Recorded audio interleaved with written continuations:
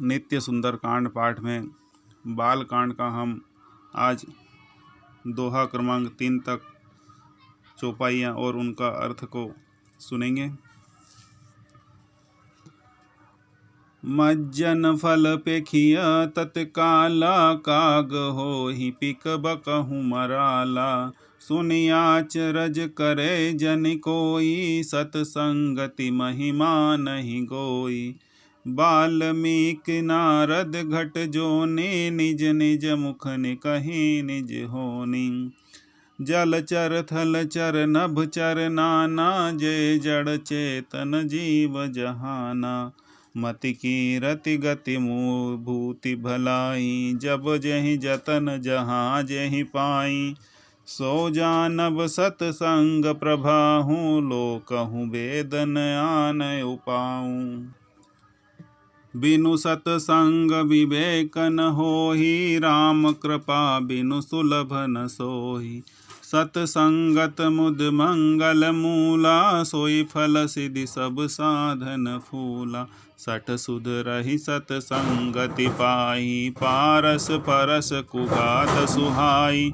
विधि सबस सुजन कुसंगत परहि फनि मन सम निज गुण अनुसरहि। विधि हरिहर कवि कोविद बानी कहत साधु महिमा सकुचानी।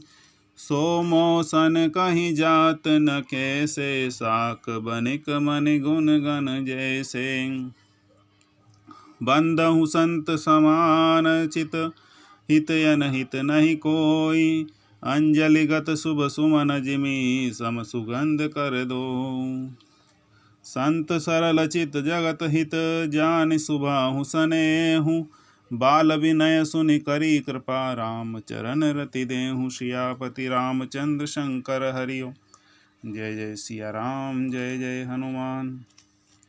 मंगल भवनय मंगलहारी उमा सहित जहि जपत पुरारी।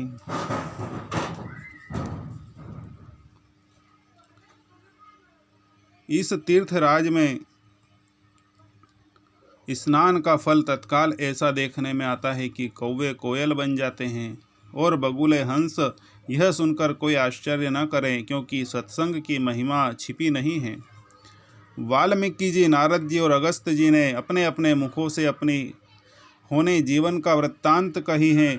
जल में रहने वाले, जमीन पर चलने वाले और आकाश में उड़ने विचरने वाले विभिन्न प्रकार के जड़ चेतन जितने भी जीव इस जगत में हैं, उनमें से जिसने जिस समय जहाँ कहीं भी जिस किसी यत्न से बुद्धि से कीर्ति सद्गति विभूति ऐश्वर्य और भलाई पाई हैं, सो सब सत्संग का ही प्रभाव समझना चाहिए। वेदों में और लोक में इसकी प्राप्ति का दूसरा कोई उपाय नहीं है। सत्संग के बिना विवेक नहीं होता और श्री राम जी की कृपा के बिना वह सत्संग सहज में नहीं मिलता। सत्संगति आनंद और कल्याण की जड़ है। सत्संग की सिद्धि प्राप्ति ही फल है और सब साधन तो फूल हैं। दुष्ट भी सत्संगति पाकर सुधर जाते हैं।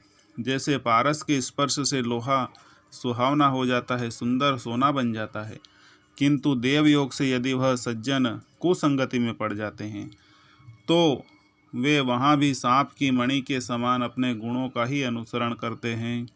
जिस प्रकार सांप का संसर्ग पाकर भी मणि उसके विष को ग्रहण नहीं करती तथा अपने सहज गुण प्रकाश को नहीं छोड़ती, उसी प्रकार साधु पुरुष दुष्टों के संग में रहकर भी दूसरों को प्रकाश ही देते हैं। दुष्टों का उन पर कोई प्रभाव नहीं पड़ता। ब्रह्मा विष्णु शिव कवि और पंडितों की वाणी भी संत महिमा का वर्णन करने से सकुचाती है। वह मुझसे किस प्रकार नहीं कही जाती, जैसे साग तरकारी बेचने वालों से मणियों के समूह गुण समूह नहीं कहे जा सकते। मैं संतों को प्रणाम करता हूँ जिनके चित्त में समता है, जिनका न कोई मित्र है न कोई शत्रु। जैसे अंजलि में रखे हुए सुंदर फूल, जिस हाथ में ने फूलों को तोड़ा और जिसने उसे रखा, उन दोनों ही हाथों को समान रूप से सुगंधित किया करते हैं फूल। वैसे ही संत शत्रु और मित्र दोनों का ही समान रूप से कल्याण किया करते हैं। संत सरल हृदय और जगत के हितकारी होते हैं। उनके ऐसे स्वभाव और स्नेह को जानकर मैं विनय करता हूँ। मेरी इस बाल विनय को सुनकर कृपा करके श्री राम जी के चरणों में मुझे प्रीति दें।